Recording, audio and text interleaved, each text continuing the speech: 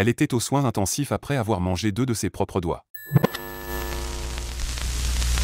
Infirmier des services de psychiatrie, y a-t-il eu un incident qui vous a traumatisé? Ma tante était pharmacienne dans un hôpital psychiatrique en Irak. Elle m'a raconté qu'une famille avait amené leur fils, il avait été détenu et torturé par la sécurité de Saddam.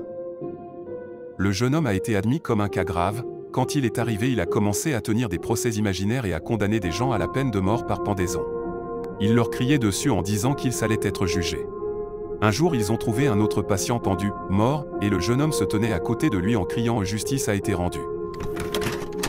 J'ai été infirmière auxiliaire pendant environ 4 ans et mon expérience la plus triste concerne une des patientes qui pensait que j'étais sa fille. Elle était une femme extrêmement brillante à son époque. Elle était non-verbale, mais chaque fois que j'entrais dans sa chambre, elle s'exclamait « Elisabeth, tu es venue ». J'aimais tellement cette dame, elle ne mangeait que lorsque je lui donnais à manger, elle était extrêmement combative avec tout le monde sauf avec moi. J'ai fini par quitter mon emploi là-bas, mais je lui rendais visite tous les jours. J'ai finalement découvert qu'Elisabeth était le nom de sa vraie fille qui s'est suicidée à 21 ans. Je ne l'ai jamais corrigée et lorsqu'elle est morte, je lui ai tenu la main dans ses derniers instants. C'était une femme extraordinaire et elle me manque encore aujourd'hui.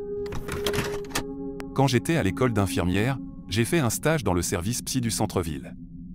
On m'a demandé de m'asseoir avec cette fille pour surveiller son comportement. Elle a passé environ 30 minutes à ne rien faire d'autre que de manger des pots de pudding avec une cuillère en plastique. Elle en a mangé 6 en une demi-heure.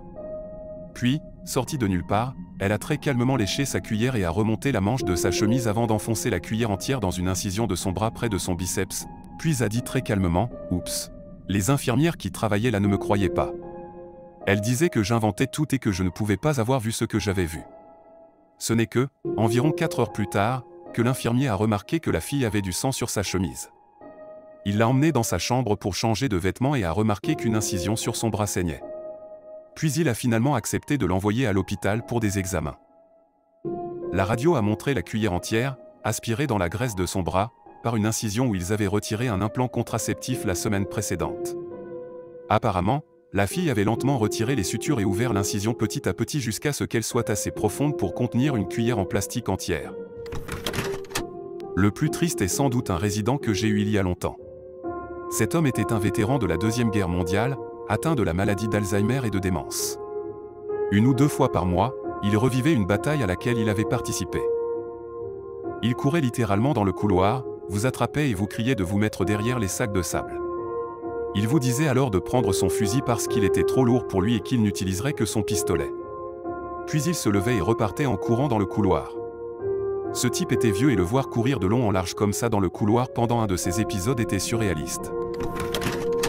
Ma sœur a été internée au début de l'année pour ses troubles alimentaires, elle n'aurait pas dû l'être, mais c'est une autre histoire, et elle était juste à côté de l'unité de soins intensifs psychiatriques.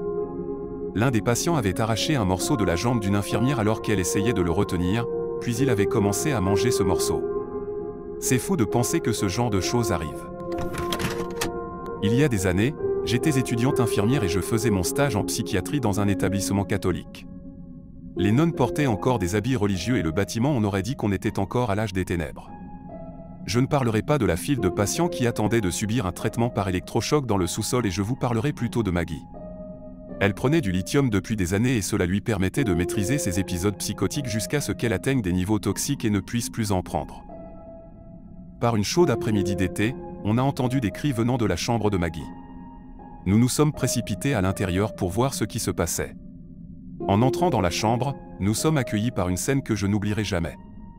Cette femme de plus de 70 ans se tient sur le rebord de la fenêtre, nue, et crie à travers les grilles de la fenêtre aux nonnes dans la cour, « Vous allez brûler en enfer pour ce que vous m'avez fait ». Les pauvres sœurs se bousculent pour essayer d'échapper à l'agression verbale de cette folle furieuse, tandis que nous essayons désespérément de la décoller de la grille. J'ai su alors que je ne deviendrai jamais une infirmière psychiatrique. Je suis conseiller en psychiatrie. Au début de ma carrière, j'ai eu une adolescente avec des idées suicidaires et une grave dépression.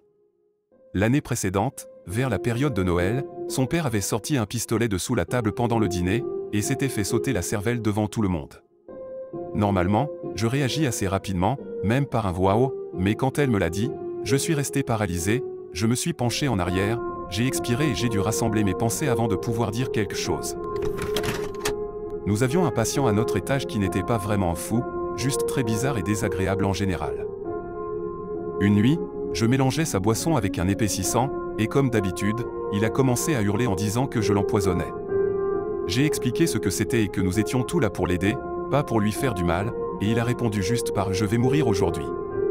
Ses signes vitaux étaient bons, il était en bonne santé, et comme je l'ai dit, il était toujours assez désagréable, donc je n'ai pas donné d'importance à ce qu'il a dit. Il a fait un arrêt cardiaque 1 heure plus tard et est décédé. Un jour, une de nos patientes n'est pas venue à un rendez-vous pour discuter de son traitement. J'ai téléphoné et j'ai découvert qu'elle était aux soins intensifs après avoir mangé 2 de ses propres doigts. Un ami m'a parlé d'un autre patient, qui s'était fait une entaille dans la cuisse et la rouvrait régulièrement jusqu'à ce que l'ensemble soit une caverne de tissu cicatriciel, évitant par miracle l'infection.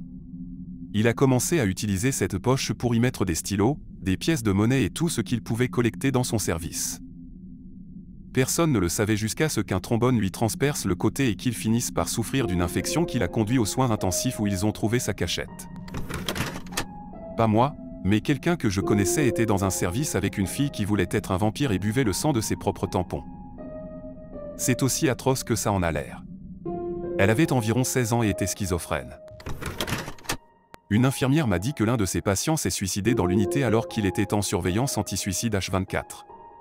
Le patient a soudainement chargé le mur, se fracassant la tête aussi fort qu'il le pouvait, se cassant le cou dans le processus. Je ne suis pas infirmière, mais j'ai fait plusieurs séjours dans des services psychiatriques pour cause de bipolarité.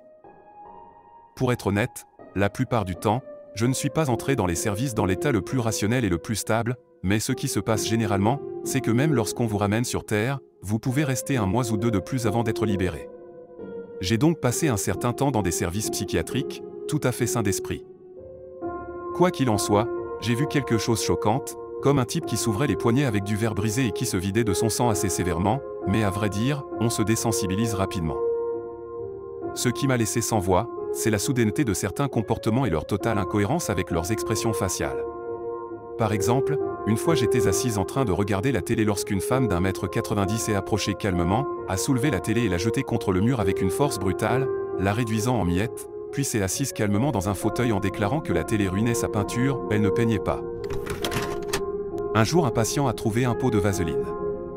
Alors évidemment, il s'est déshabillé complètement, s'est couvert de vaseline et a commencé à courir et à essayer de s'échapper de l'unité.